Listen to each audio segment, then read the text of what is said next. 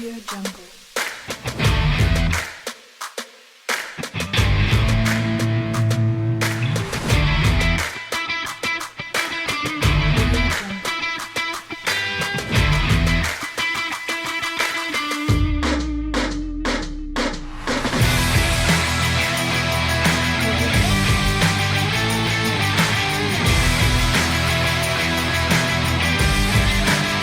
What is happening, everybody? This is your boy, Teran Rodriguez, bringing you another edition of the SoCal Supreme Sports Show. We have a lot to talk about today. The first week of the NBA relaunch. Lakers, they looked really good in that season opener against the Clippers, but how did they do otherwise? How did they do against the Raptors and the Jazz? And how are they doing now against the Oklahoma City Thunder?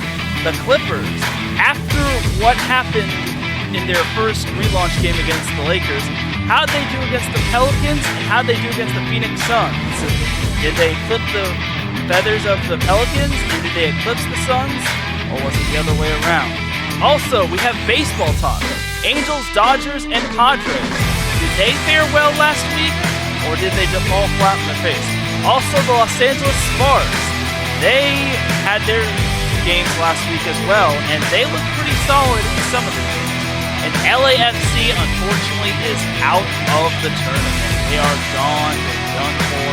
They lost in penalty kicks to Orlando. All that and more here on the SoCal Supreme Sports Show. This is Teran Rodriguez bringing you another edition of the SoCal Supreme Sports Show here on IA Sports Radio, your direct feed for all that is sports.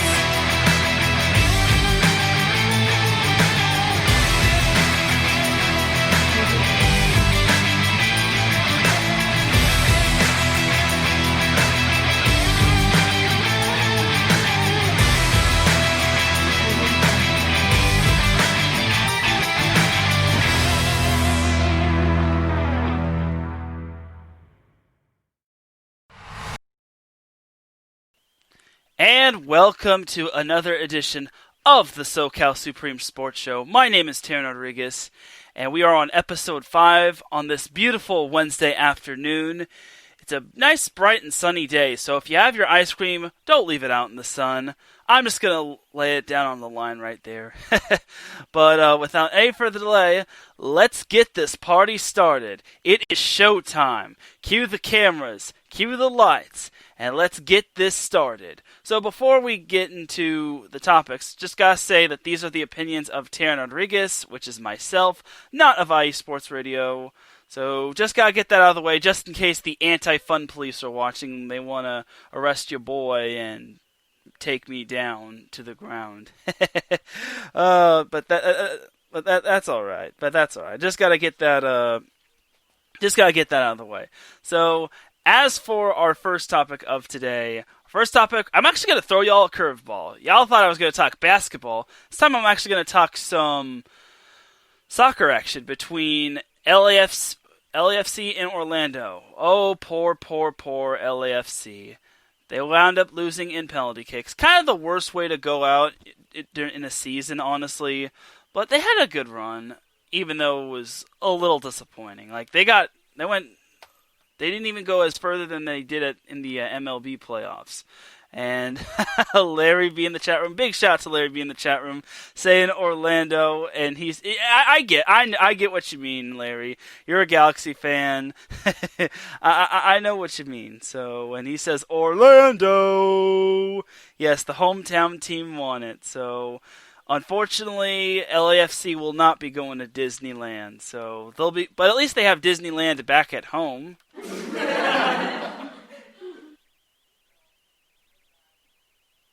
So, yeah, poor LAFC, sadly. So, but they had a good run, except not really, because you lost in penalty kicks, and yeah. And the worst part is that LAFC actually controlled most of the game. They actually were in control through the first 80 minutes. I think 75 to 80 minutes, they had complete control, even though they didn't get off a whole lot of shots. In the first half, they really struggled. They were getting outshot, outplayed, out everything. And this just goes to show you the true testament of Orlando, because their defense was very stingy, and they've held every one of their opponents to no more than one goal. In regulation, of course. We're not going to count penalty kicks, obviously, because that's penalty kicks and all that. So you got to tip your hat to Orlando's defense, and all the Galaxy fans are rejoicing, obviously. And all the Galaxy fans are pretty much just laughing at him like this.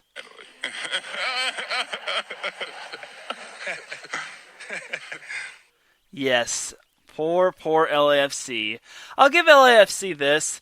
It seems like they're always favored to win everything, whether it's the MLS playoffs or whether it's the MLS Is Back Tournament, but pretty much they always wind up falling flat, which I feel for them. But their time will come one day, hopefully, but it's not going to come anytime soon. So, like I said, LAFC dominated the first half. Like, they weren't getting the shots off, but at least they were getting the stops. They were preventing Orlando from scoring any first half goals, and then they managed to score a goal in the first half, which, you know, that definitely set the tone for them. That actually got them going, and I think that that really got them good. It really got them good, and Bradley Wright Phillips, who was definitely been a bright spot for LAFC, got him on the board, and it was in the 60th minute, and they were just dumb. Again, they were just showing why they were one of the favorites to win it all this year. And then the 90th minute came, and João Moutinho managed to score in the 90th minute. The 90th minute. So pretty much, I think that was just because LAFC was gassed. They were just tired. I think Orlando warmed down quite nicely to the point where in the later stage of the game, they just couldn't counterattack on Orlando, and that kind of was the difference maker. And when you score in the 90th minute, it's kind of tough to pretty much try to add another goal, because you obviously have extra minutes, but it's only for like I think 5 at the most. I'm not the biggest soccer expert, but I will say that LAFC was definitely favored to win this tournament. So the fact that they lost is disappointing, and then they lost in penalty kicks. Orlando made all their penalty kicks while LAFC missed their second penalty kick, and it is quite the bummer that one of their players had to miss the penalty kick. It's the worst way you want to lose in. Like, if you're a player and you miss a penalty kick, it's just not a fun way to go out. So too bad for LAFC. But Nani was the one that knocked in the game winner for Orlando, and after he knocked in the game winner, this pretty much happened for LAFC.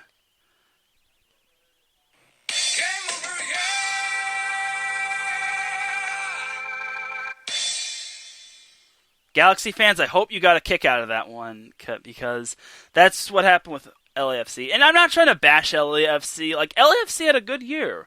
They got to the quarterfinals, but I expected them to at least get to the semis. I had high hopes for them, especially with players like Diego Rossi and Bradley Wright Phillips and Pablo Cisniega, who I think got replaced in this game. So it's too bad. It's too bad for LFC. I personally think that they could have gotten further, but I like Orlando's story. Orlando is theoretically the home team, so I got to tip my hat to them. So good on you, Orlando. Good on you, Orlando. I'm proud of you. So that's pretty much going to do it for my soccer portion of the SoCal Supreme Sports Show. It will be a little weird not talking about soccer, and obviously we all know what happened with the LA Galaxy. Sadly, the Galaxy fell flat on their face this year. They lost their first game 2-1, then they lost to LAFC and El Tráfico 6-2, and then they tied with the Houston Dynamo 1-1. It's too bad, honestly. So we won't be talking a whole lot about soccer now, but I will say this though. I'm looking up the Orlando City's coach. Whoever that coach is, he deserves Coach of the Year. Like, that man deserves a lot of credit for how well Orlando has played this year. Like, that defense is good. Like, if the Orlando defense continues to play like that in the semifinals, I think, and they play Minnesota tomorrow at 5 p.m. Pacific time. So if they do that, if they continue that type of defense, like, they could pretty much go all the way, and it would be quite something that the Orlando City would win. And considering they're their home team, and their head coach is Oscar Pareja or Oscar Pareja. If I'm mispronouncing that, just let me know. But Oscar Pareja, he hasn't even been head coach for a full year, so the fact that he's led them to the semifinals of the MLS Is Back Tournament, it's quite amazing. And that defense is nothing to joke about. It's just like Drake said, it's like a sprained ankle, because you don't want to play with it. So, yeah, I tip my hat to Orlando City. But LAFC kind of disappointed me. I really thought they were going to go further than the quarterfinals.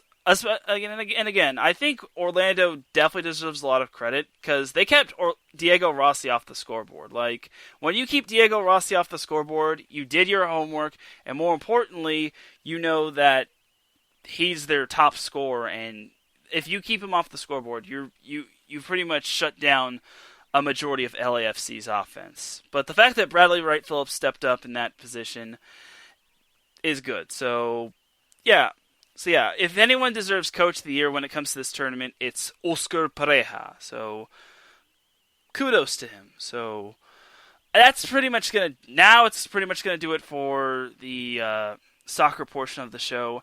It's time to send LAFC fishing, because it's time to start the motorboat, because they're going fishing, and they could join all the other teams that lost in the quarterfinals and who didn't even make the playoffs. So farewell, LAFC. So now let's jump into some basketball action. Let's jump into some NBA action with the Lakers and the Clippers. So the Lakers, they have done it. They have clinched the number one seed in the Western Conference. That doesn't mean they clinched home court advantage, though. It means that they've clinched the number one seed, and they pretty much won't be seeing the Clippers until the Western Conference Finals. Unless, of course, the Clippers go on a really cold streak and then they fall to number 4, but I doubt that happens. So, for all you Laker fans out there who witnessed the Lakers just absolutely being atrocious in the past years, with players like Robert Sacre, Jordan Clarkson, I forget his name. I think his name was like Robert Kelly, and all those other unknown players. And to all the fans that have stuck with the Lakers from time to time, despite the tough times, because even the NBA players were posting about it on how they said, to all the Laker fans who have stuck with us during the good times and the bad times, we did it. We won the Western Conference. So to all you Laker fans, the diehard Laker fans who stuck with the Lakers despite them being absolutely atrocious, this applause button is for you.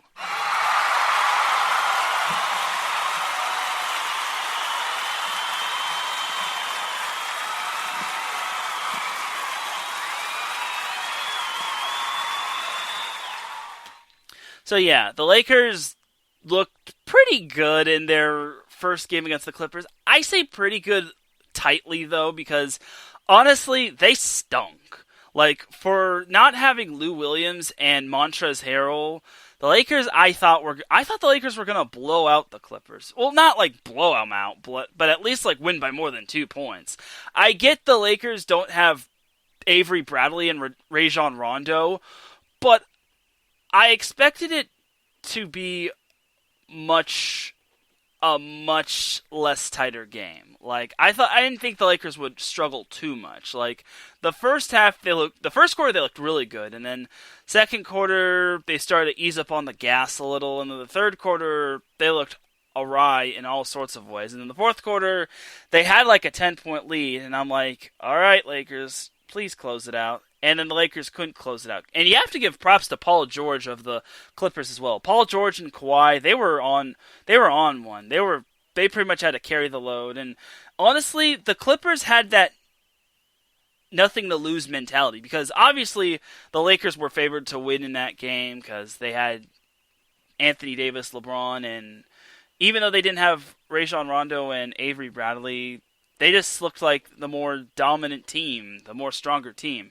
The Clippers do have the deeper roster when at full strength, but the Clippers, in my opinion, and this is coming from a Laker fan, they played really well against the Lakers. The fact that they didn't have Lou Williams, who definitely it should be a rightful candidate and a possible winner of Sixth Man of the Year, and Montrezl Harrell, who's just an overall solid player, they played solid without them. Granted, I think they could have played better, but you have that you have the optimism that if you could play well without Lou Williams and Montrez, I think you could play even so much better with Lou Williams. I say that though, but I also failed to realize that yesterday they lost to the Suns, but I'm going to get into that a little bit later. So, as for their second game back in the NBA restart, the Lakers looked pretty sloppy against the Raptors. Now, I did expect the Lakers to look pretty sloppy against the Toronto Raptors, considering they were coming off of an emotional 2-point victory over a rival team, over their big-time rivals. And that's kind of an emotionally draining game, and that's kind of like a trap game right there, because the Toronto Raptors are a very good team as well, and the Raptors pose a big threat in the Eastern Conference. Like, the fact that they lost so many players, and yet they are the second best team in the Eastern Conference behind Milwaukee, they still look good. And Nick Nurse definitely deserves my props, and he should definitely be Coach of the Year. I think Frank Vogel also deserves that honor as well. But the Raptors really just stuck it to the Lakers, and there's a reason why the Raptors are a top 3 defense in the NBA. But the Lakers are also a top 3 defense as well. But the Raptors defense just locked up the Lakers in that game. So obviously, the Lakers lost 107-92, but I think that was kind of a wake-up call because they needed that little motivation after they lost. So I think that game really shook them up, woke them up, honestly. And on Monday, it really showed because the Lakers did better against the Jazz, and the Jazz are a pretty good team too, despite not having Bogdanovich. So the Lakers eventually won that game. I think it was 114-106, and they clinched the number 1 seed in the Western Conference. Basically, the Lakers just needed to win one more game, and or the Clippers just needed to lose one more game, and then they pretty much clinched the number 1 seed in the Western Conference, and they did so. So big ups to the Lakers. Now, my question is this for the Lakers, and this is some food for thought. The Lakers have now clinched the number 1 seed, so they can't finish any lower than number 1. My question is this: do the Lakers continue to play their starters, or do they sit the starters? Or do the Lakers limit the starters' minutes, or just play them in one half and then take them out the second half and play the reserves? Or do the Lakers just load advantage? Do they limit the minutes of the starters one game, and do they rest the starters another game? It's just food for thought for me when it comes to the Lakers, because they obviously have the number 1 seed locked up, and they don't want to risk any more injuries because they don't want to risk LeBron or AD or Kyle Kuzma or any of their other talented players getting hurt or anything like that. And currently the Lakers are down 15 to the Oklahoma City Thunder. So the Lakers are playing LeBron James, but the Lakers don't need to be concerned. Like, the regular season at this point is now no longer a concern. And if their star players aren't even playing, I don't think that's too big of a surprise. And you also have to remember, the Lakers' opponents are also vying for playoff spots as well. I mean, some of them have already clinched the playoff spots, but they're trying to improve their playoff spot. You look at the Oklahoma City Thunder. They are also, currently they are on the Lakers' path to the playoffs, as they are, actually no, they're the number 60. Whoa. And, they're 1.5 games behind Houston, and if they finish in that 4-5 spot, they could play the Lakers in the Western Conference semifinals. So the fact that they could be on the Lakers' warpath could mean that could spell doom for the Thunder. But it also could be a blessing in disguise for the Lakers, because maybe the Lakers are really not playing their starters for the whole game, because it's wise, because you don't want to lose your starters before the playoffs, because you've already lost 2 players. One is opted out and won't be playing, and then the other is out for at least the first round of the playoffs. And that's pretty much that for the Lakers. Well, not that. That's pretty much that. But the Lakers, the regular season now no longer matters to them. Like, they could just lose out their remaining games, and they pretty much have the number 1 seed, and they're pretty much ready to go for the playoffs. But you look at the other teams' positions. Like, you look at Oklahoma City. Like, the Thunder also want to improve their playoff spot, but for some of these teams that want to improve their playoff spot, it makes you wonder, do you want to improve your playoff spot to face the Lakers, or do you want to possibly stay the same to face the Clippers? Because both LA teams pose a huge threat in the Western Conference. Those are the 2 teams that are the teams to beat in the Western Conference. So Oklahoma City, they're trying to improve their playoff spot, and then the Lakers' next opponent, which is the Houston Rockets, which is going to be tomorrow. Like, that's an even tougher game. Like, the Lakers, that's a quick turnaround for the Lakers. Like, you have tonight, and then you have tomorrow. So that's a huge turnaround for the Lakers, and it makes you wonder, do the Lakers want to go with load management, or do they just want to play their starters for a little bit and just see where it goes? So you look at the Rockets; they're also trying to improve their playoff position as well. Like, even though I still think they're pretty much around that 4, 5, 6 position. Like, it all depends on which team can give the Lakers the biggest trouble in the playoffs come playoff time. Like, the Houston Rockets are surprisingly doing better than I expected. Like, the Rockets, despite them being a team full of Oompa Loompas or high school players, I think the Rockets, if they shoot the ball well, pose a big threat to any team. Not just the Lakers or the Clippers, but any team. Like, you saw what they did to the Bucks. They looked really good against the Bucks. They shot the ball really well. And despite Milwaukee giving it their all, they pretty much eked out a win. The Rockets did lose to the Portland Trailblazers, but Portland is another team that could be on the rise. And Portland, to me, poses a huge threat to the Lakers, honestly. I think the Lakers do... If there's one team the Lakers don't want to see in the first round of the playoffs, and big shout out to Marcus Great. He says, the Rockets are doing well because it's the regular season. Yeah, like, that actually goes back to what I said earlier. Like, the regular season is the regular season. Like, the postseason is a whole different animal. And he says the Rockets are trash in the playoffs. Yeah, I agree. I pretty much agree to that extent, Marcus.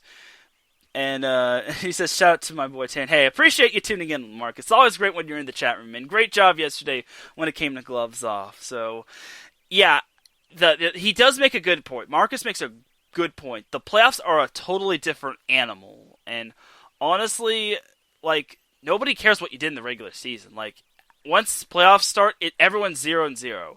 And the goal is to win 16 games. And that's that. So, like, and Marcus definitely touched upon something. Like, they're doing well because it's the regular season. But once playoffs start, then everyone's in locked-in mode. And you also have to wonder what the Houston Rockets could be like when facing a solid team like the Jazz as well. Like the Jazz are pretty solid. The Jazz are solid as well, despite all that they've been through, despite not having Bogdanovich and all that. But going back to what I was saying earlier, the Portland Trailblazers, to me, I think pose the biggest threat to the Lakers. That team is really legit. And granted, they did beat the Lakers one time, but that one loss was because of the pretty much the tribute to Kobe Bryant after he passed. And I think the Lakers deserved a little bit of a pass during that game because obviously it's tough to play with a heavy heart and with everyone having their eyes on them and just playing a really good team like Portland. Well, not like really good team, but with talented players like Damian Lillard and all that. Like, it's tough. Like, it really is tough. And then Carmelo is certainly not washed. Like, anyone who says Carmelo is washed, you need to be quiet. Yeah, and then you also have other players like Rodney Hood and Gary Trent Jr. and Hassan Whiteside. So, to me, I think Portland is a team the Lakers do not want to see in the playoffs. They don't want to see them in the playoffs. So, going upon the other teams in the other potential teams that are trying to squeak into the Western Conference playoffs, the Memphis Grizzlies currently occupy the 8th seed of the playoffs. However, the Grizzlies have been battered and bruised. I think they just lost Jaren Jackson Jr., and I think Ja Morant might be injured as well. Not entirely sure. Well, no, Ja Morant is not he's not injured, but I thought he was banged up a little, so yeah, but Jaren Jackson Jr. is out for the season with a torn meniscus, which is really bad, and it really sucks. But honestly, the Grizzlies, I don't know if the Grizzlies can make it. Like, if it comes down to the tiebreaker, I think the Trailblazers can beat Memphis. And if that happens, the Trailblazers could possibly give the Lakers a tough time in the first round. Like that's the team the Lakers want to avoid at all costs. If anything, the Lakers should be praying that they don't meet the Trailblazers. They should probably be praying they meet the Spurs or the Suns. But anyway, I definitely think the Lakers should be fine. I think the Lakers can handle the Trailblazers in a 7-game series. But I think that matchup against the Trailblazers is a big barometer of what the Western Conference playoffs could be like. But again, Marcus says that it's the regular season, and then when it comes to certain teams, they do well in the regular season, and then when it comes to playoff time, they just vanish. And like I said earlier, when it comes to playoff time, no one cares what you did in the regular season. No one. So that's pretty much my spiel on the Lakers. The Clippers, however, are another interesting story. They lost to the Lakers in their first NBA relaunch game. Then they pretty much pounded the Pelicans. Now, here's the thing about the Clippers. The Clippers obviously lost to the Lakers, but they had that we've got nothing to lose mentality. And when you have nothing to lose in a certain game, like if you're not favored in a game or in a series or anything like that, that is the scary team right there, because the Clippers just said, you know what, we got nothing to lose against the Lakers. If we lose, then we're still number 2. If we win, then we move closer to that number 1 seed. So I think the Clippers definitely took their lumps against the Lakers. Obviously, it was a tough loss, but again, they played well. And 2 days later, they throttled the Pelicans. Now, it is the New Orleans Pelicans, and the Pelicans are one of the more teams I've ever seen. And the fact that they're still in the playoff hunt is quite interesting. But I will say this, I don't think it's too impressive. I mean, it's good that they got back on track, and they obviously won without Lou Williams, but the next loss kind of doesn't do the Clippers justice. So, the Clippers yesterday lost off of a buzzer beater to the Phoenix Suns. The Clippers lost to the Phoenix Suns. The Phoenix Suns, I think, had one of the worst records, I think the second worst record in the Western Conference of all the teams that were playing in the bubble. Like, what? I don't get it. Like, how did they lose? I was checking the score at my break, and I'm like, and I was thinking, oh, the Clippers are probably pounding the Suns, and I'm like, whoa, this is interesting. And then when I got home, I saw the Clippers lost by 2. It's like, wow.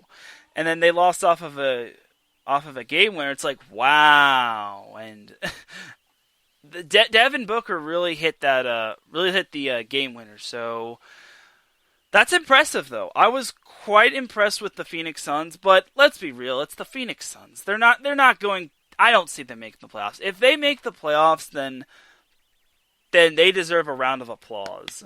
But the Suns, come on, let's be real. It's the Suns.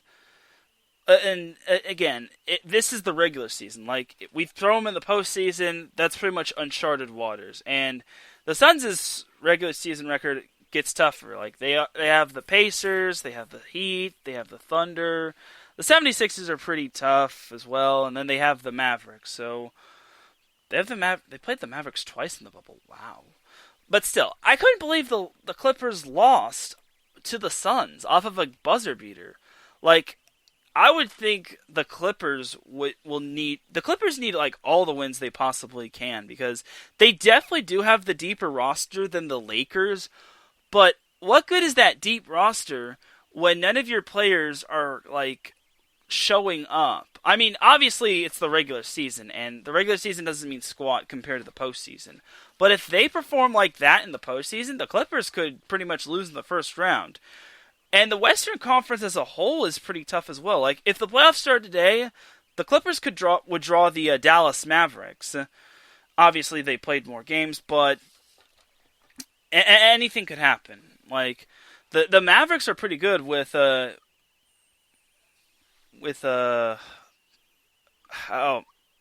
forget. Luka Doncic, that's his name. Luka Doncic and Kristaps Porzingis. And then they also have Trey Burke. Seth Curry is pretty good as well. And that team has been solid all year. And this has kind of been like a little bit of a coming out party for the Dallas Mavericks since Dirk Nowitzki retired. And even Dirk said that he's happy that the Mavs are back in the playoffs. So kudos to the Mavs, and I don't think the Mavs are going to drop any place worse than. There's no way they drop any place worse than 7. Like they have like a what is it, an 8.5 game over Memphis. Yeah, there's no way they drop to 8. Like that would be mind blowing if they did. So.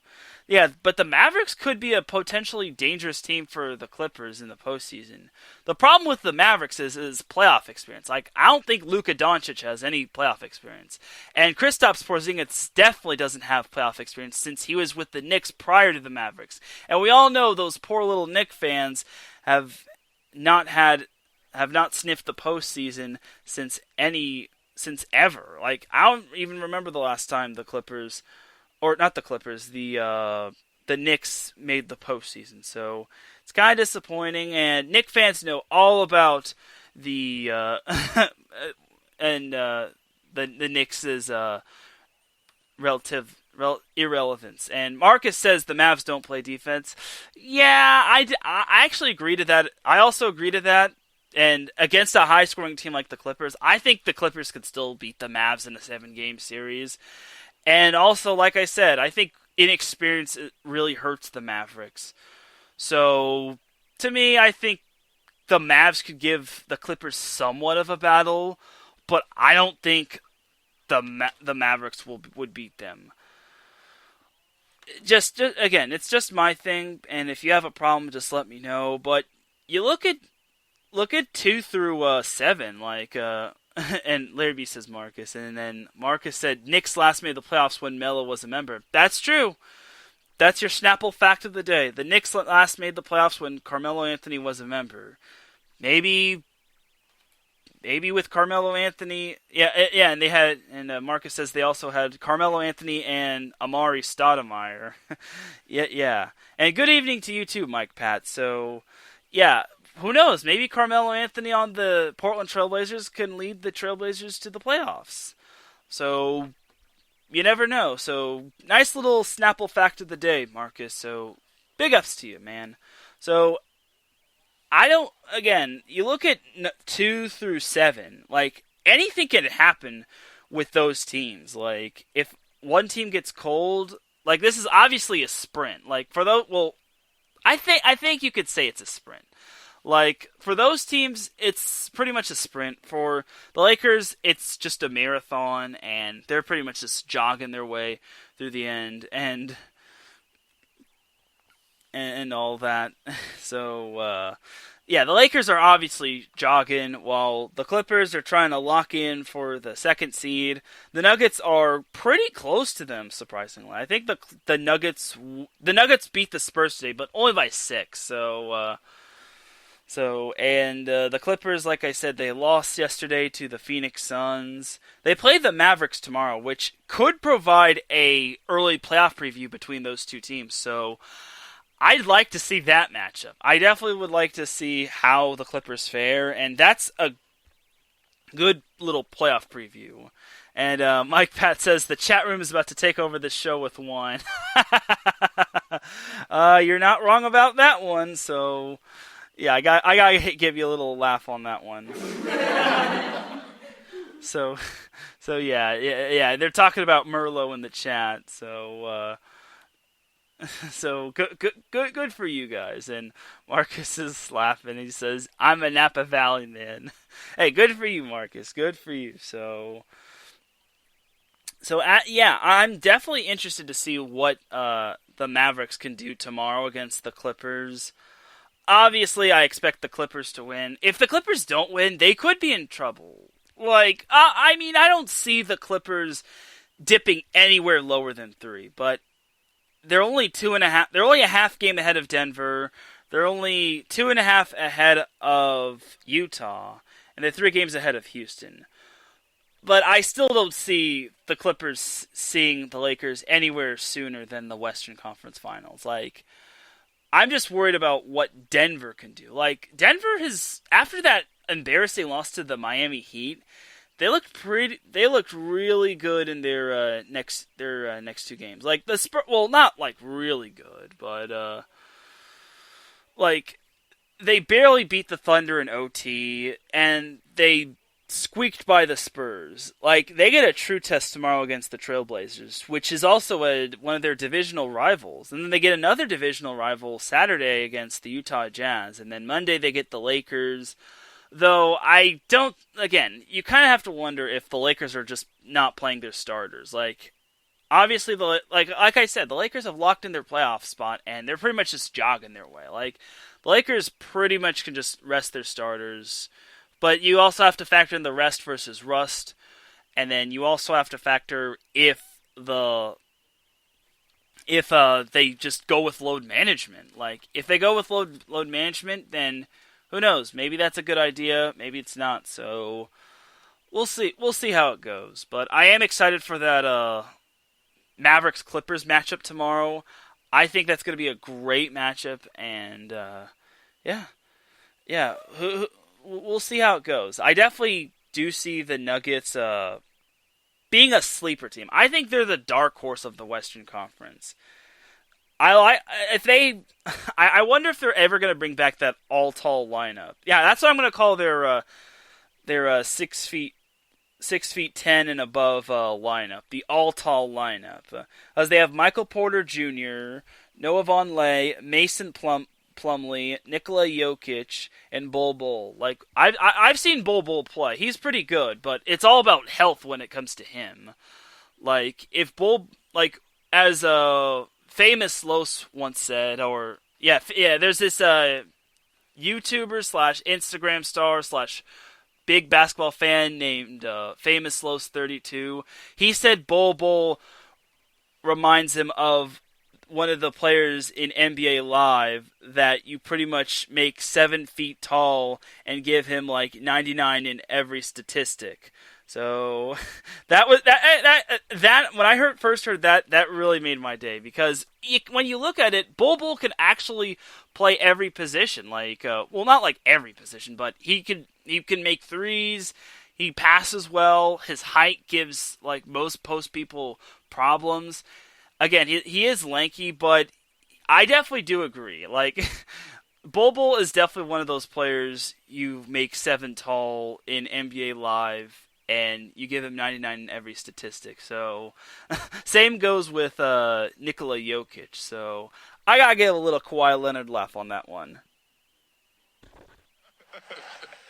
And the Kawhi Leonard laugh didn't work, but that's all right. That's all right. Let's try it again.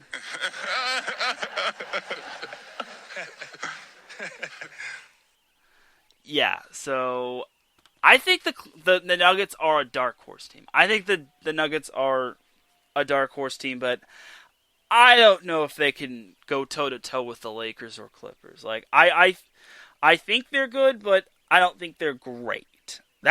And when it comes to playoff time, you gotta be great. Like, no joke. And get it? No joke.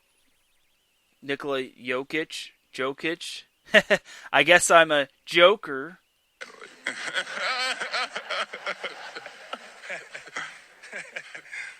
Yeah. Okay. I'm gonna stop with the puns. I'm gonna stop with the Kawhi laugh. So, anyway, to me, I think the Clippers are gonna be just fine. They have the deepest roster in the Western Conference, if not the entire NBA. It's just a matter of everyone getting on the same page, because I think Lou Williams did not have a great game in the loss against Phoenix. Like, it was his first game back, so he deserves a little bit of a break, but he only had 7 points. He did try to flirt with a triple-double. He had 7 points, 6 boards, and 6 assists. But 7 points isn't really going to cut it, because I think Lou Williams is much better than just 7 points. He averages 18.5 per game, so the fact that he only scored 7, that's a little disappointing. But again, it's only his first game back. One player that does need a little concern is Patrick Beverley. I think he left the Suns game with like a certain injury, and I think he might be day to day. So, Mike Pat says sounds like the triple single to me. You're not wrong.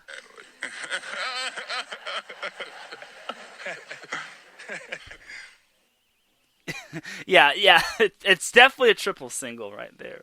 So, yeah. Triple single for sure. So, yeah, as for Pat Beverley, I did hear that he left the game with like a certain injury, and I don't know. I don't know if this injury is day to day. I don't think it's too serious. Like, I think if when it comes to like just load management, I think he's just gonna Doc Rivers is just gonna need a load manage when it comes to Patrick Beverley. So.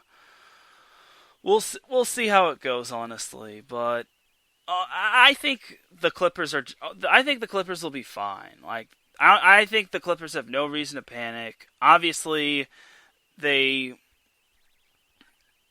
lost 2 out of their first 3 games, but I think they're fine going in.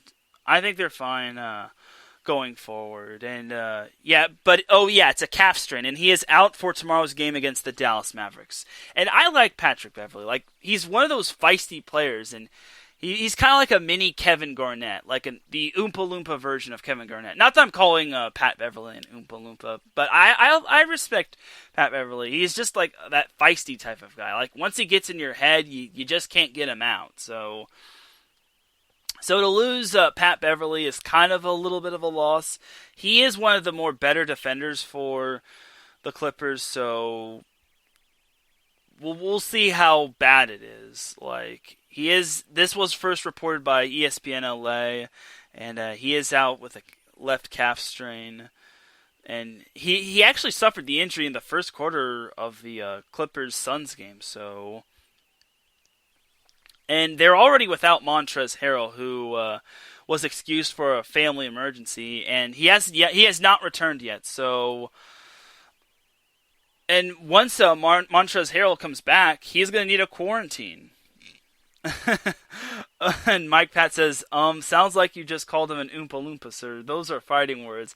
Well, one person called the Houston Rockets the Houston Rockets as a whole a team full of Oompa Loompas. So, I mean, I'm not trying to disrespect him. Like, I ain't trying to disrespect Pat Beverly, but he's just that feisty little guy. Like, he's a feisty little guy, and I like his competitive spirit.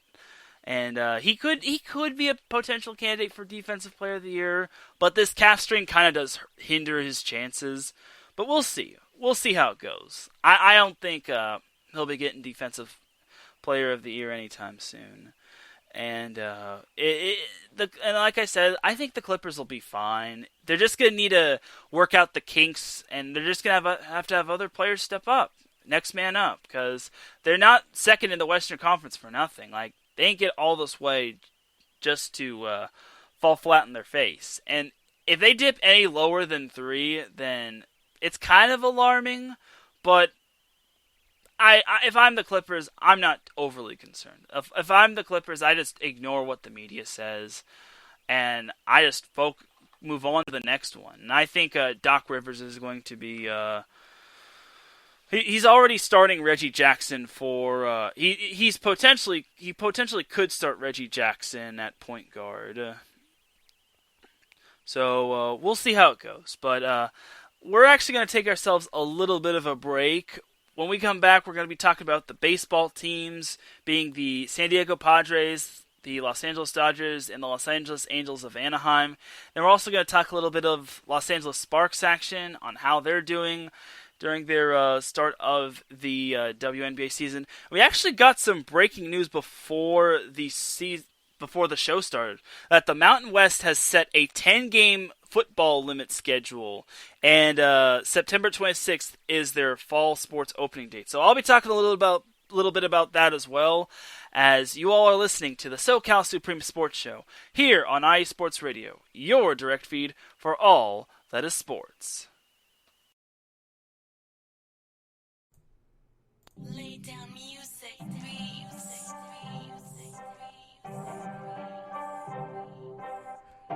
Hey, what's up, BS3 sports fans? If you love listening to the BS3 Sports Show, check out the weekend wrap-up every Monday at 12:15 Central Time, 1:15 Eastern, recapping the weekend in sports like you never heard it before. Comedy, interactive chat room. It's a must listen. Weekend wrap up on Spreaker.com, part of the X Squad. Check it out. You won't be disappointed.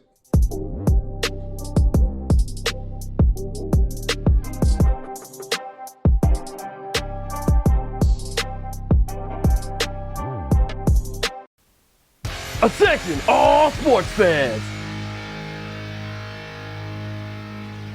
If you're someone who wakes up each morning with lists of sporting events to go along with your to-do list for the day, then you just might be a diehard.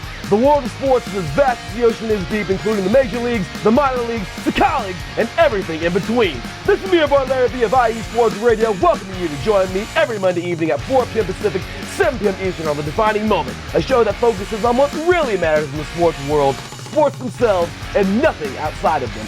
Once again, tune in for The Defining Moment with me, your boy Larry B, every Monday evening at 4 p.m. Pacific, 7 p.m. Eastern on IE Sports Radio, right here on Spreaker.com. We'll see you there.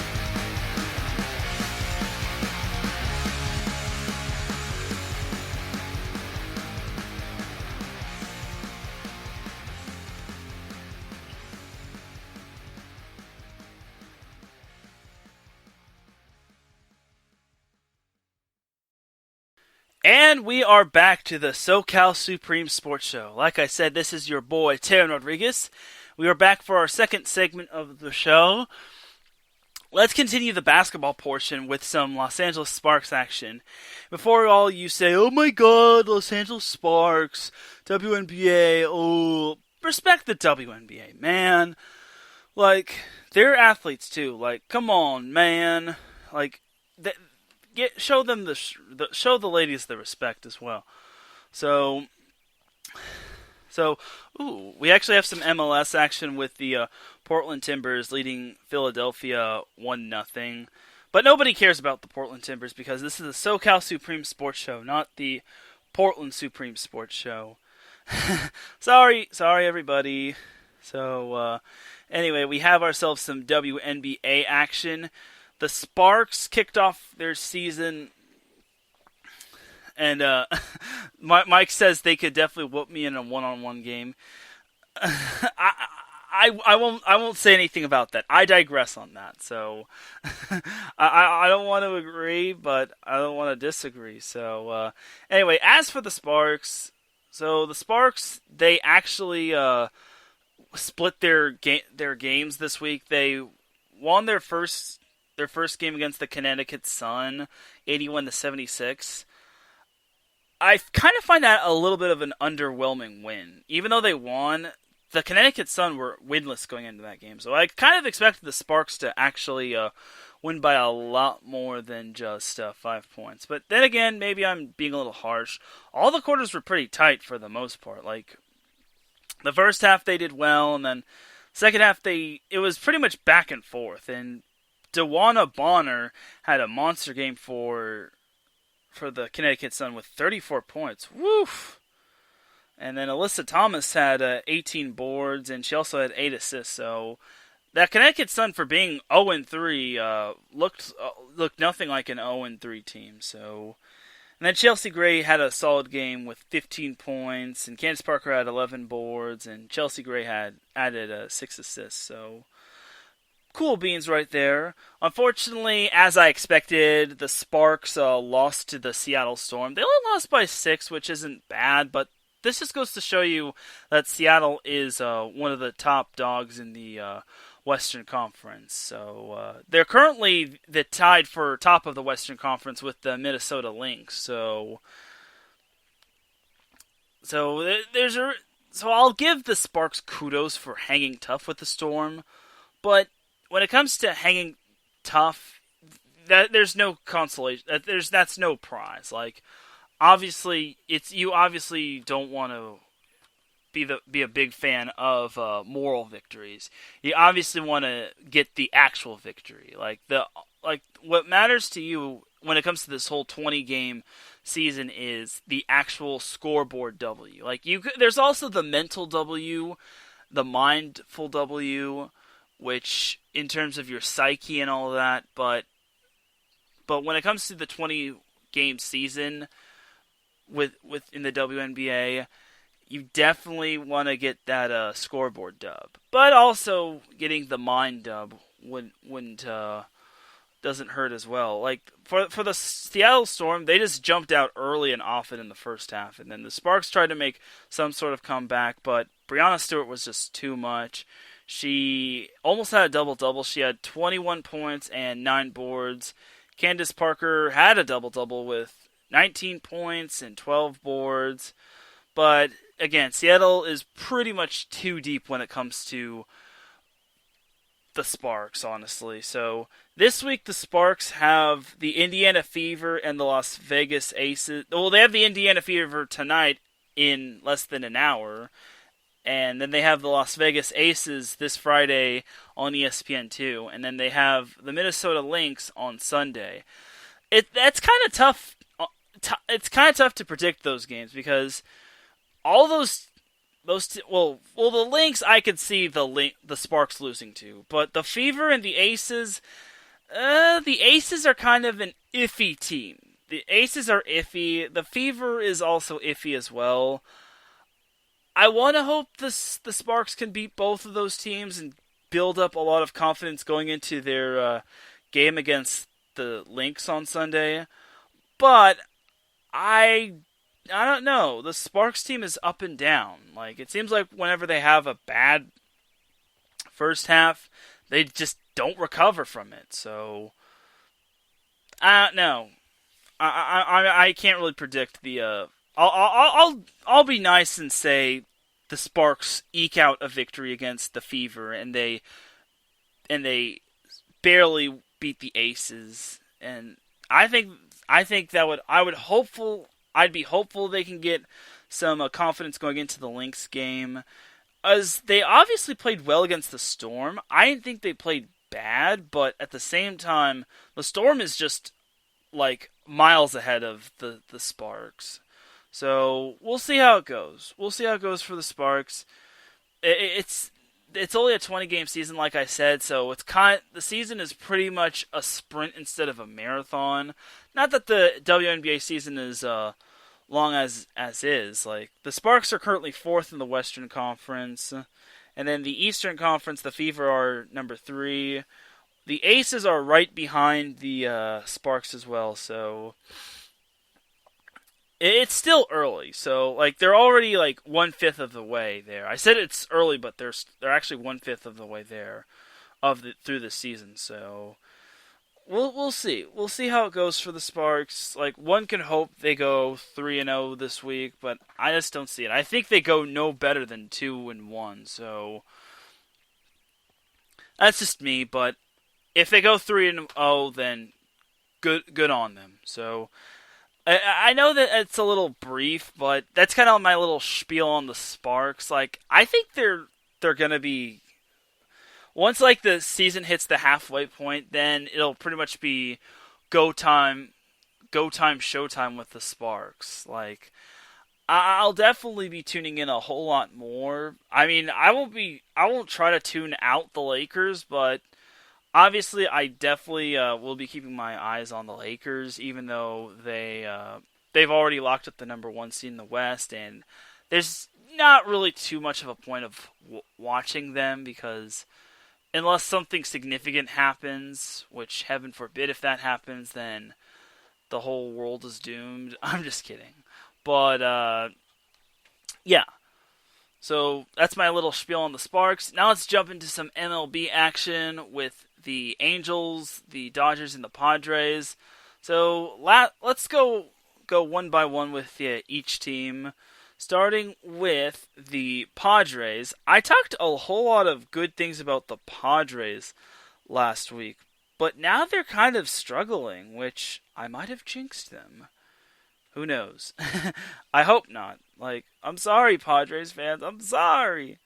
Like they had performed really well after they beaten the Diamondbacks in their series 3-1, and then after they beat the Giants, they wound up losing to the Giants 7-6, and then they beat the Giants 12-7.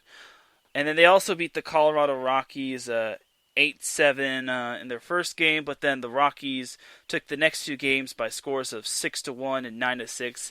The Padres did beat the Dodgers 5-4, which is a promising sign for the Padres that they could potentially hang with the Dodgers. However, yesterday the Dodgers beat the Padres 5-2, and they are currently playing right now. I definitely think the NL West could be decided by the Dodgers and the Padres. The Rockies are also a sleeper team. I think with how hot they've gotten, even though they've played less games than the Padres, I think the Rockies could challenge the Dodgers or the Padres as well. It's a little early to tell. Like, it's obviously a 60-game season, but I still think have the Dodgers winning the NL West. Like, if they don't win the NL West, then I don't know what to say. So yeah, the Padres. So this is actually their final game of the series against the Dodgers. It's basically the rubber match. After their series against the Dodgers, they play a 3-game series this weekend against the Diamondbacks. It's going to be at Petco Park. I still definitely see the Padres winning that one. They need to at least win 2 out of 3 going into their next series, which will be a 4-game series against the Dodgers. That's going to be huge right there, because that could be they could possibly take an early lead in the NL West, but it all depends. Like, the Dodgers are basically Dr. Jekyll and Mr. Hyde. Like, sometimes their pitching, especially with their pitching, like, sometimes the Dodgers pitching looks really good, and then sometimes it looks pretty flat. And for those that don't know, Joe Kelly is actually appealing his suspension, and since he's appealing it, he gets to play, which is pretty cool. So that's pretty awesome right there. So we'll see how it goes for the Padres. Now for the Dodgers, obviously their eventful week last week with the Houston Astros was quite significant. They actually swept the 2-game series, and looking back at the Joe Kelly incident, he didn't really deserve 8 games. He did deserve some games. Like I think he only deserved like 4 at the most, maybe 3, and a fine as well. I don't think he deserved 8, but throwing the ball to a batter's head is an absolute no-no, no matter what the circumstances. I don't care if the Astros cheated. Like, the Astros cheated, so what? Everyone needs to get over it, honestly. And then, throwing the ball to someone's head is absolutely bad. Like, at least throw it to their butt or something, but just don't throw it to their head. Like, that's not cool, man. Like, at least the MLB should have given Joe Kelly a slightly small suspension.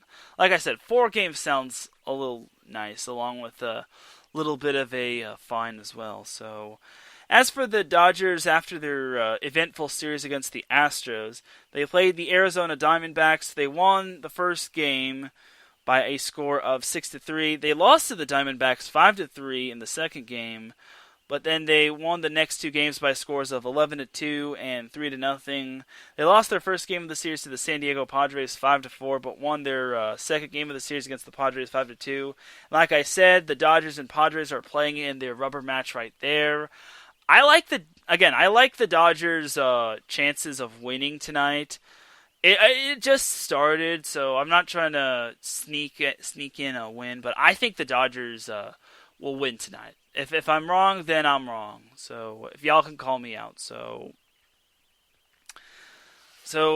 after the Dodgers series against the Padres, they played the San Francisco Giants this weekend. They play them in a 3-game series, and then after the Giants, they play the Padres again, starting on Monday and going through till next Thursday.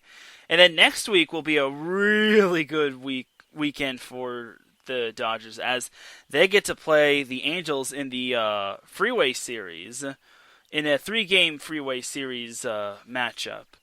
A 3-way Freeway Series. So, yeah, and it's going to be 3 games next weekend.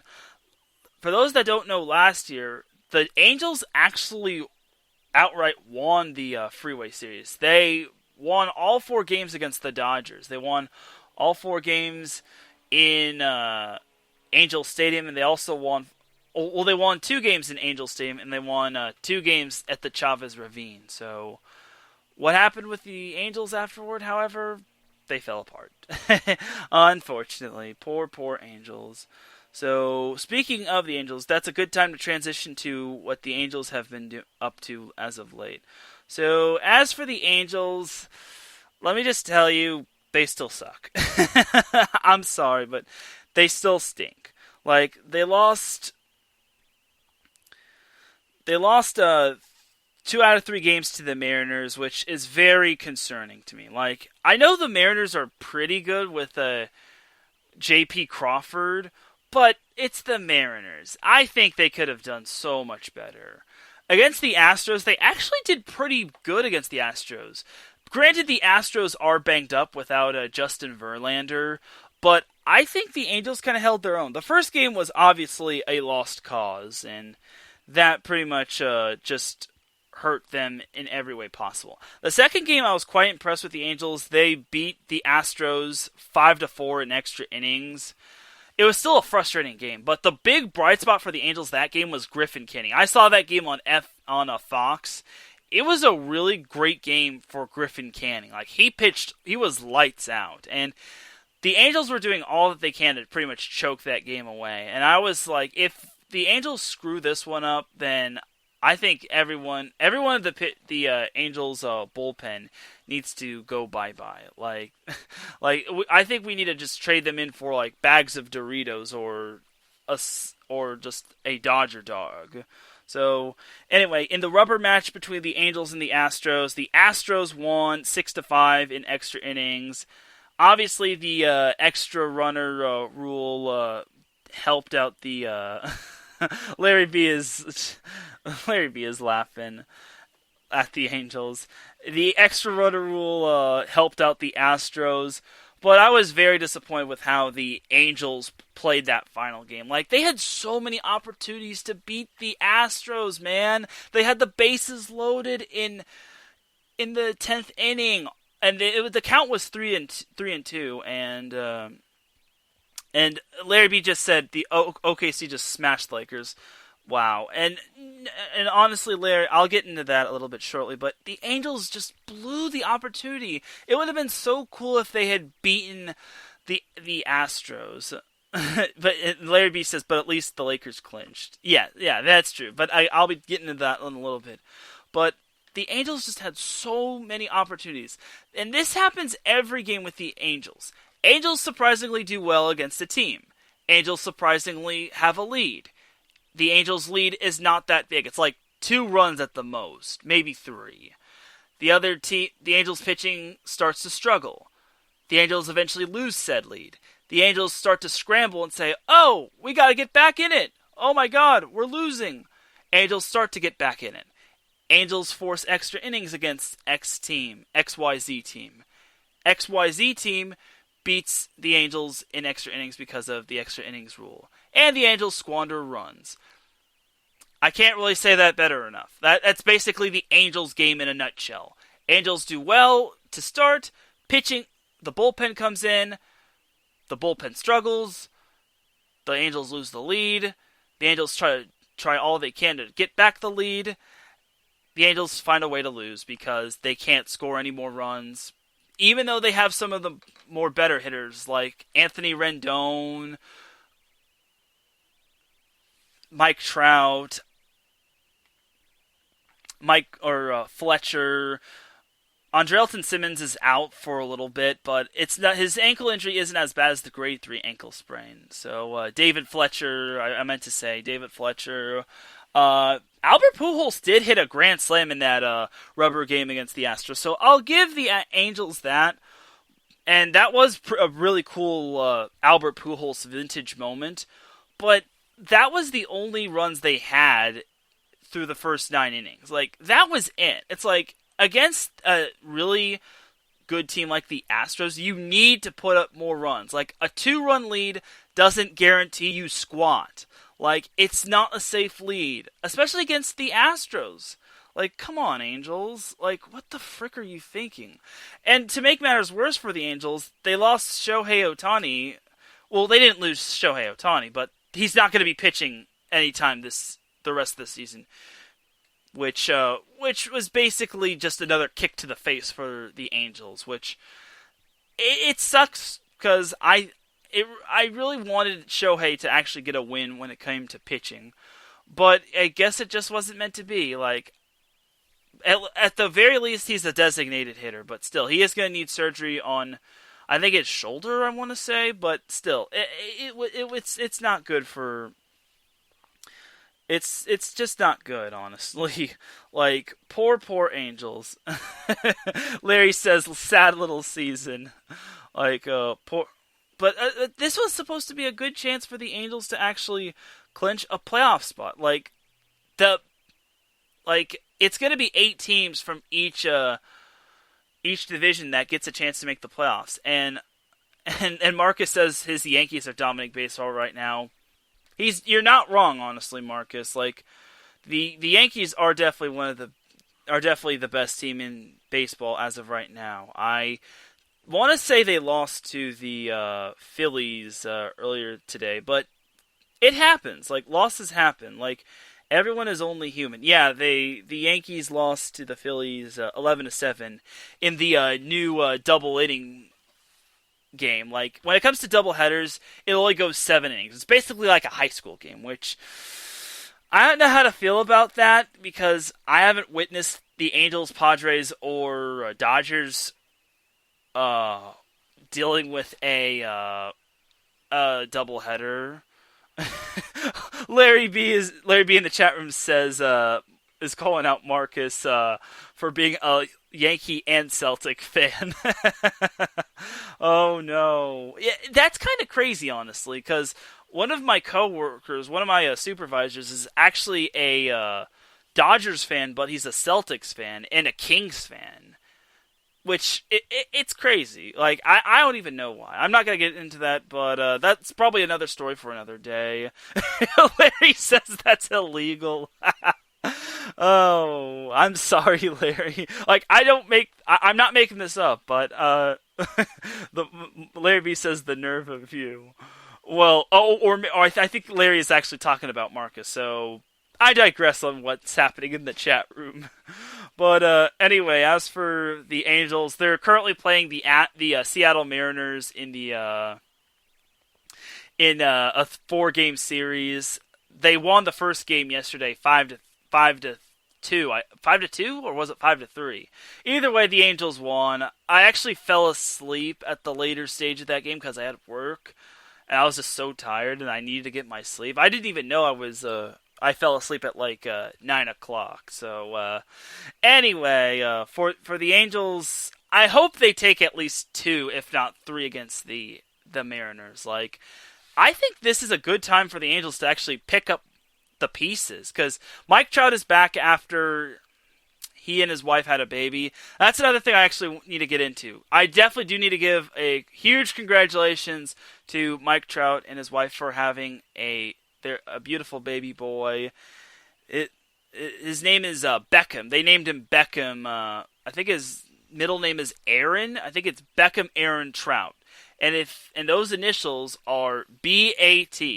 So good on Mike Trout. Like, Mike Trout is one smart man. But on a real note, congratulations to Mike Trout and his wife on welcoming their beautiful baby boy, Beckham Trout. So let's give him a round of applause.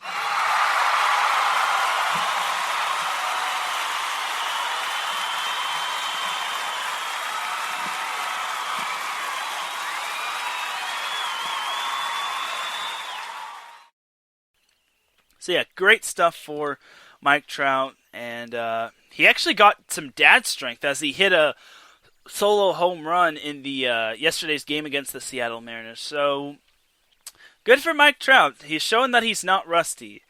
And even though the Angels aren't doing well, I will say this: they're not the Boston Red Sox. Okay, it's not that mean, but still. I'm sorry to any Red Sox fans I just offended. At least you're beating the Rays right now, but the Rays are also struggling. So I'm getting off topic. This isn't the East Coast show. This is the SoCal Supreme Sports Show.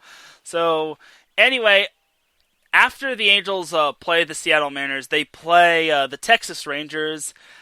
The Rangers and the Angels are pretty much in the same boat in terms of overall record and in terms of the AL West. So this could be a good chance for the Angels to make up some good ground going into this weekend. So we'll see about the Angels. And Marcus says, "Boo Red Sox." Marcus, I just said at least the Angels aren't the Red Sox. In other words, the Red Sox are worse than the Angels. So I'm surprised we didn't get I'm surprised you're not laughing on the ground as of right now. So maybe you are, and I'm just not realizing it. So again, I digress. I feel I talk a little too much about the Angels, but I like them and the Dodgers equally. I have a little bit of a soft spot for the Padres, but I'm more Dodgers and Angels. And for those of you, Larry, before you say that's illegal as well, it's not illegal. It's actually a pipe dream matchup for the World Series.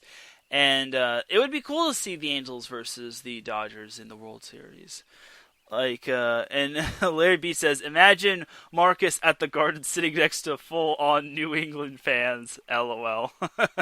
Yeah, I still can't believe Marcus is a Celtic fan and he's a Yankee fan. Like, imagine him, the Knicks and the Celtics playing, and he's wearing a Yankee hat with a Celtics jersey. So, so that would be pretty funny, actually. But that's for another day. So, I mean, for the most part, the Dodgers are still the Dodgers. They're still pretty much in the gist of it when it comes to the NL West. The Angels have so much ground to make up, and the Padres, they're right there when it comes to the NL West. We could actually see one of the more exciting races in the NL West. Like, everyone is pretty much picking the Dodgers because the Dodgers. But if the Rockies or the Padres can actually make it interesting in the NL West, I would not be disappointed because, I mean, I'm not too big of a fan of seeing the Dodgers dominate, but I would like to see someone at least challenge them. Like, I just don't want to see the Dodgers, like, just win the NL West and then have them win with them being 10 games above the second place team. And Larry B says he would love to see the Padres in the playoffs. I think this is the Padres' best chance at making the playoffs. I think they could get at least second place, if not the wild card, because the top two teams from each division, the top two teams from each division in every league gets into the playoffs. Like, for example, the top two teams from the AL East, the top two teams from the AL Central, the top two teams from the AL West, the top two teams from the NL West, the top two teams from the NL East, and the top two teams from the NL Central get into the playoffs. And then the best team with the team with the best overall record of the remaining teams in the National League and the American League get in as wildcard teams. So it's basically a 16-team playoff. And Blake Henley one time said it, like, the MLB is doing all they can to try to get Mike Trout into the playoffs. I mean, if the Angels pitching can actually do well, I think maybe the Angels could make the playoffs. But as of right now, they're not quite there yet. They're just not there yet. The West is just too deep. You have the Astros, the Padres, the Dodgers, the Rockies, who are on the rise. Like, and the Oakland A's, too. Like, they have hit back 2 Grand Slams, walk-off Grand Slams this season. So, it's just, I want to believe in the Angels, but it's just tough to in the West when it's in the Western Division where it's so deep.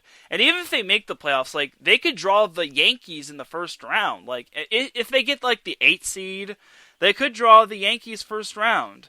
Or if they get the 7th seed, they could draw the red-hot Houston Astros, or they could draw the current hottest team, one of the other hotter teams in the American League, the Minnesota Twins, which actually has the best record in the American League, even though they've played one more game than the Yankees. So I digress on that, but still, it's going to be tough for the Angels to make the playoffs this year. I want them to, but considering I want Mike Trout to at least get one playoff win. Like, come on, Angels. Like, do it for Mike. Do it for Beckham. Because I don't want Mike Trout to be the next Dan Fouts. And I don't think anyone else wants Mike Trout to be the Dan Fouts of baseball. Because he's just so freaking talented. But in a shortened season where there's going to be an expanded playoff system, like, this is Mike Trout's chance. Mike Trout and the Angels' chance to make the playoffs.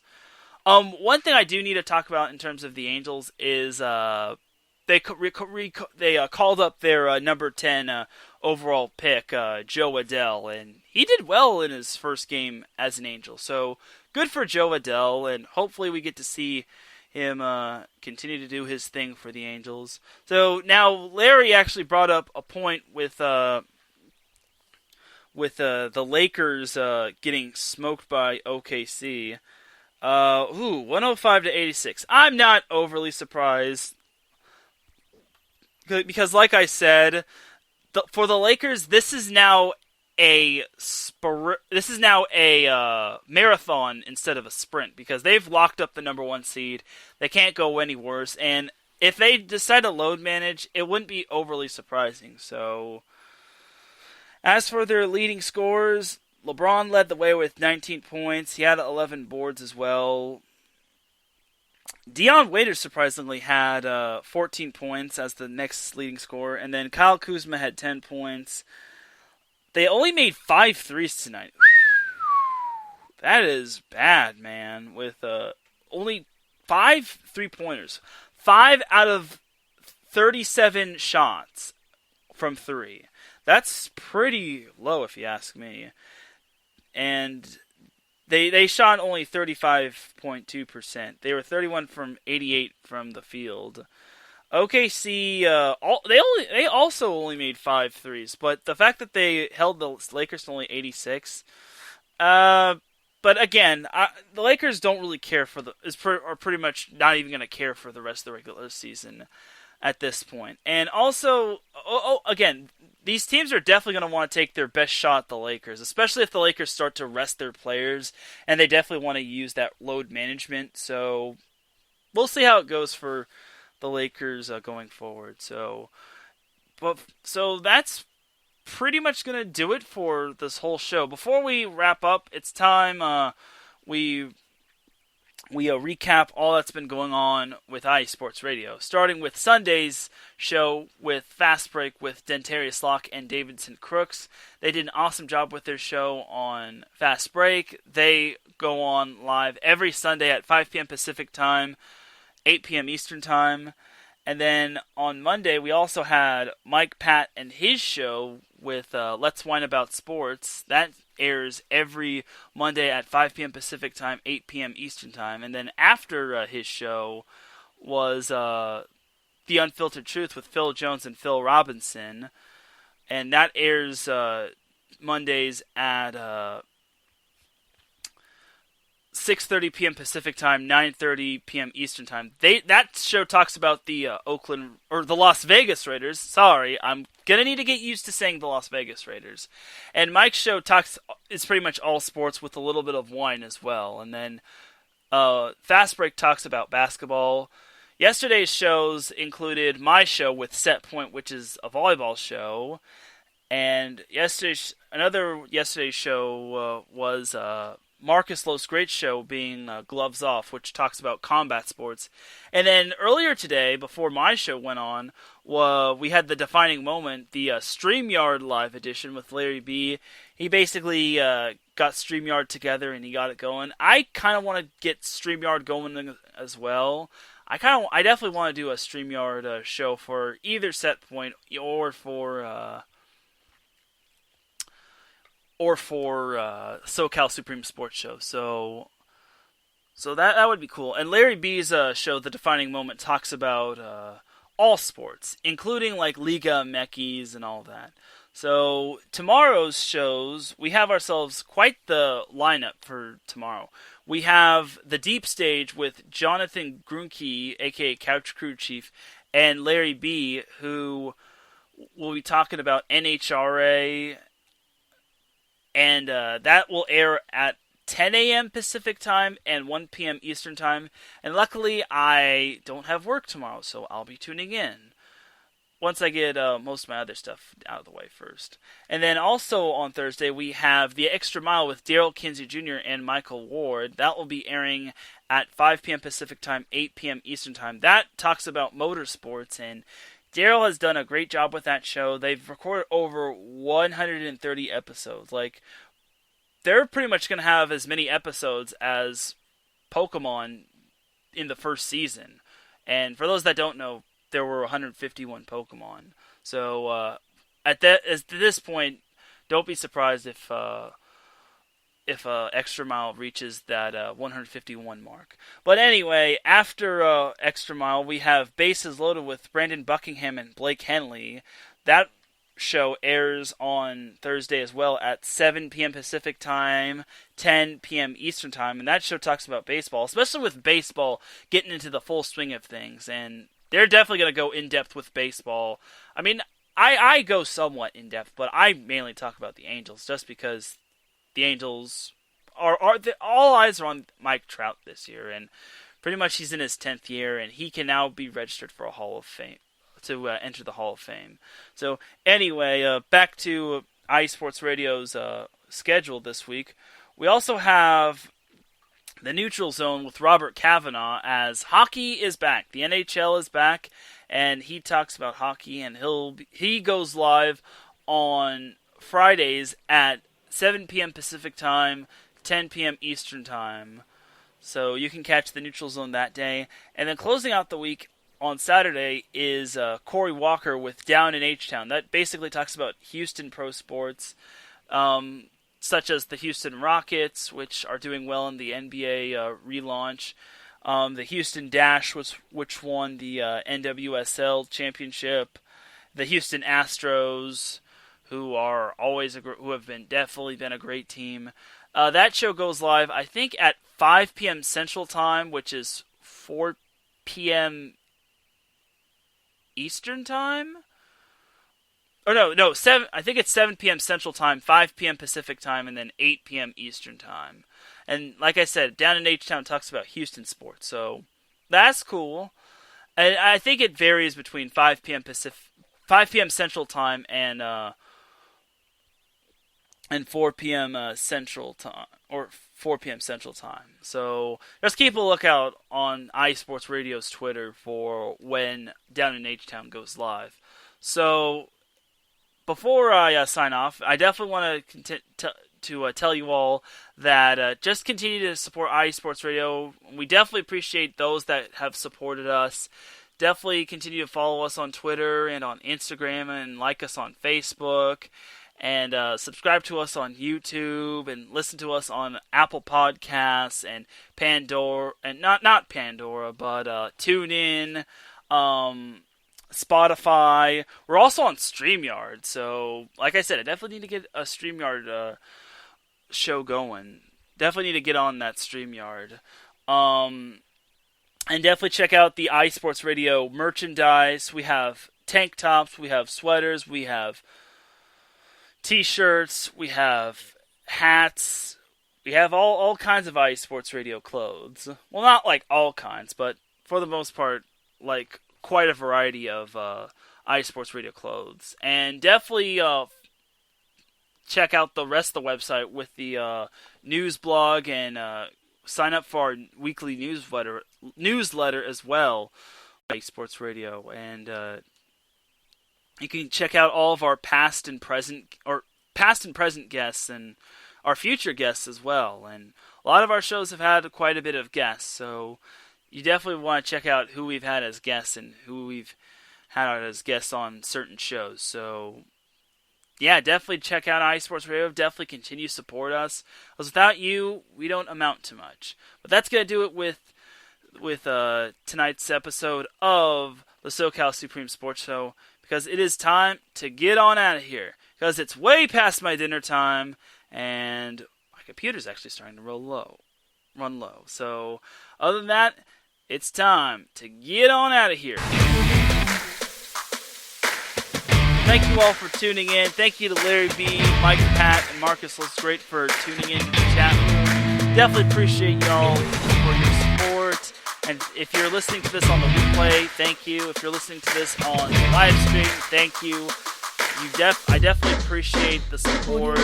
Definitely follow the SoCal Supreme Sports Show on Twitter. And follow me on Twitter as well. My Twitter information will be in the description, as well as the SoCal Supreme Sports Show's Twitter information as well. I'm very active on Twitter, so definitely do follow the show on Twitter. Follow me on Twitter as well. Check out all of iSports Radio's other shows. We have a wide variety of other shows, but that's pretty much going to do it for this episode of the SoCal Supreme Sports Show. My name is Teran Rodriguez. For everyone here at iSports Radio, have a great rest of the night, and remember, SoCal is for SoCal. Peace.